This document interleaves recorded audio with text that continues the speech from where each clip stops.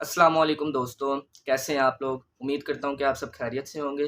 तो आज हम अपोलो 11 की मिस्ट्री वाली वीडियो के पार्ट 2 के साथ आ चुके हैं। इस वीडियो में हम बात करेंगे कि अपोलो 11 मिशन को गलत साबित करने के लिए कौन-सी थ्योरीज़ दी जाती है और उन थ्योरीज़ के जवाब क्या दिए जाते हैं।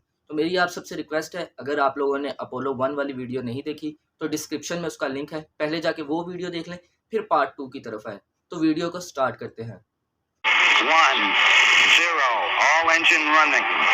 Liftoff. We have a liftoff. 32 minutes past the hour. Liftoff on Apollo 11. Listen, Tranquility Base here. The Eagle has landed. Rocket wing. One small step for man. One giant leap for mankind. तो जो पहली theory दी जाती है वो ये दी जाती है कि अमेरिका के प्रेसिडेंट जॉन एफ कैनेडी ने अपनी फेमस स्पीच में कहा था कि इस डिकेड के ख़त्म होने से पहले हम इंसान को चांद पे लैंड करवाएंगे। Before this decade is out, of landing a man on the moon and returning him safely to the earth. लेकिन ये डिकेड ख़त्म होने से सिर्फ एक साल पहले 1969 में ये मिशन परफॉर्म किया गया। तो क्या ऐसा तो नहीं हुआ था कि ये मिशन वाकई अनसक्सेसफुल रहा हो, फेल हो गया हो और उन्होंने एक अल्टरनेटिव मिशन प्लान किया हो जो ज़मीन पे ही परफॉर्म किया जाना था, जो ज़मीन पे ही शूट किया जाना था और सिर्फ लोगों को ये बात दिखानी थी कि हम वाकई चाँद पे चले गए। सिर्फ सोवियत यूनियन को नीचा दिखाना था, सिर्फ ये स्पेस रेस जीतनी थी। क्या वाकई ये मिशन परफॉर्म किया गया था? ये सिर्फ एक नाटक था कि सिर्फ डिकेड खत्म होने से एक साल पहले ही ये मिशन परफॉर्म किया गया। जो दूसरी थ्योरी दी जाती है वो दी जाती है फ्लैग के बारे में कि जो फ्लैग आप अपनी स्क्रीन पे देख रहे हैं वो लहरा कैसे रहा है। हालांकि स्पेस में तो हवा एग्जिस्ट नहीं करती या मून पे हवा एग्जिस्ट नहीं करती, तो ये मून पे लहरा कैसे रहा है। और इसका जो जवाब दिया जाता है वो कुछ यूँ दिया जाता है कि नॉर्मल फ्लैग दरअसल एक वर्टिकल रोड पर मुश्तमिल होता है और उसके साथ एक झंडा लगा होता है। लेकिन ये स्पेशली मॉडिफाइड फ्लैग था। इसके अंदर एक वर्टिकल रोड था और एक हॉरिजेंटल रोड था। हॉरिजेंटल रोड में भी फ्लैग लटक रहा था और वर्टिकल रोड के साथ भी अटैच था। इस वजह से वो फ्लैग हमें स्ट्रेट नज़र आता है और वह फ्लैग हमें लहराता हुआ सिर्फ उस वक्त नजर आता है जब एस्ट्रोनॉट ने उस फ्लैग को पकड़ा होता है। दरअसल जब एस्ट्रोनॉट इस फ्लैग को मून पे लगा रहे थे तो उनको इस फ्लैग को एडजस्ट करने में बहुत मुश्किल पेश आई। इस वजह से जब भी वो इस फ्लैग को पकड़ते थे वो रोड सही तरह फिट नहीं हो रहा था, जिसकी वजह से वो हमें लहराता हुआ नजर आता था।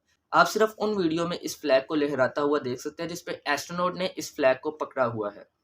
अब हम तीसरी थ्योरी की तरफ चलते हैं। ये थ्योरी मुतल्लिक है शैडोज़ की।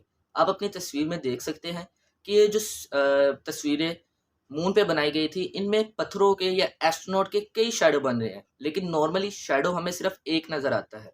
ऐसा क्यों है? इसके बारे में अक्सर लोग ये कहते हैं कि क्योंकि ये ज़मीन पे ही शूट किया गया था, क्योंकि ये अमेरिका की तरफ से एक नाटक था, इस वजह से ये एक हॉलीवुड की मूवी की तरह शूट किया गया था, जिसमें लाइट का सोर्स सिर्फ एक नहीं था, बल्कि कई तरफ से लाइट पड़ रही थी। इस वजह से मुख्तलिफ शैडो बने। और इस थ्योरी का जो जवाब दिया जाता है वो कुछ यूँ दिया जाता है कि दरअसल उस वक्त लाइट का सोर्स सिर्फ सन नहीं था। अपोलो 11 का मिशन दिन के वक्त परफॉर्म किया गया था, यानी उस वक्त सन की लाइट सीधा मून पे पड़ रही थी और मून खुद एक बहुत अच्छा रिफ्लेक्टर है लाइट का। इस वजह से स्पेसक्राफ्ट के ऊपर से भी लाइट कुछ रिफ्लेक्ट हो रही थी, कुछ एस्ट्रोनॉट के सूट से भी लाइट रिफ्लेक्ट हो रही थी, कुछ मून की सरफेस से भी लाइट रिफ्लेक्ट हो रही थी और कुछ स्टार से भी लाइट आ रही थी। इसको एक एग्जांपल से आपको समझाने की कोशिश करता हूँ कि जब हम रात के टाइम की मैच देख रहे होते हैं, क्रिकेट मैच स्टेडियम के अंदर, तो हमें जो प्लेयर्स होते हैं उनका एक शैडो नहीं नज़र आता, हमें उनके 4-4 शैडो नज़र आते हैं, क्योंकि नॉर्मली लाइट 4 लाइटें लगी होती है स्टेडियम में, इस वजह से उनके हमें 4 शैडो नज़र आते हैं। अब हम चलते हैं चौथी थ्योरी की तरफ। चौथी थ्योरी हमें दी जाती है स्टार्स के मुतालिक कि इन पिक्चर्स में एस्ट्रोनॉट के पीछे स्टार क्यों नहीं नज़र आ रहे। हालांकि मून पे कोई एटमॉस्फेयर एग्जिस्ट नहीं करता, तो हमें तो स्टार्स प्रॉपरली नज़र आने चाहिए। अर्थ पे एटमॉस्फेयर एग्जिस्ट करता है, फिर भी हमें स्टार्स कुछ ना कुछ नज़र आते हैं। मून पे तो एटमॉस्फेयर ही नहीं है, फिर भी स्टार्स क्यों नहीं नज़र आ रहे। तो क्या ये वाकई ज़मीन पे शूट किया गया था, इस वजह से शूटिंग में ये गलती हो गई और स्टार्स नज़र नहीं आ रहे थे। इस थ्योरी का जवाब कुछ यूँ दिया जाता है कि उस वक्त कैमराज इतने एडवांस नहीं थे, यानी कि कैमरा जब एक चीज़ की तस्वीर खींचता था तो जो चीज़ फोकस में होती थी सिर्फ उसको कैप्चर करता था, जबकि जो चीज़ें फोकस में नहीं होती थी उसको कैप्चर नहीं करता था। लेकिन अगर आज भी इतने एडवांस कैमरे हमारे पास आ चुके हैं, लेकिन अगर आज भी हम इनसे आसमान की तस्वीर बनाने लगे और फ्लैश ऑन हो तो हमें यकीनन स्टार्स नहीं नज़र आएंगे। हमें सिर्फ जो चीज़ फोकस में होगी वो चीज़ नज़र आएगी, लेकिन हमें स्टार्स नहीं नज़र आएंगे, क्योंकि फ्लैश चलती है तो पीछे स्टार्स की भी अपनी रोशनी होती है, वो कैंसिल हो जाती है और साथ में हमें स्टार्स नज़र नहीं आते। जो चौथी थ्योरी दी जाती है वो दी जाती है बज़ ऑल्ड्रिन की फ़ोटो को लेके। आप इस तस्वीर में देख सकते हैं कि नील आर्मस्ट्रॉन्ग बज़ ऑल्ड्रिन की एक तस्वीर खींचते हैं, लेकिन इसकी रिफ्लेक्शन में हमें नील आर्मस्ट्रॉन्ग के हाथ में कोई कैमरा नहीं नज़र आता। ऐसे कैसे हो सकता है कि एक बंदा दूसरे की तस्वीर खींचे और उसके पास कोई कैमरा ना हो? इस थ्योरी का जवाब कुछ यूँ दिया जाता है कि जो कैमरा था वो नील आर्मस्ट्रॉन्ग के सूट में ही था। यानी कि वो कैमरा उनके हाथ में नहीं था, बल्कि सूट में ही एडजस्ट किया गया था और वो सूट से ही उस कैमरे को कंट्रोल कर सकते थे। लेकिन इन सारी थ्योरीज के कुछ ना कुछ जवाब दिए जा चुके हैं, इन सबको रिजेक्ट कर दिया गया है। आज हम खुद जो मर्जी थ्योरी बनाएं, लेकिन आज मोस्टली लोग ये बात मानते हैं कि अपोलो 11 का मिशन असली था, ये वाकई परफॉर्म किया गया था। जिसके साथ अमेरिका की रेस थी, स्पेस रेस यानी सोवियत यूनियन, वो भी अपने अक्सर आर्टिकल्स में इस बात को पब्लिश कर चुकी है कि मून लैंडिंग तीसरा हिस्टोरिकल स्पेस इवेंट था। पहला तो स्पुतनिक का लॉन्च हो गया, फिर दूसरा हो गया यूरी गगारिन का स्पेस में जाना, और तीसरा मून लैंडिंग।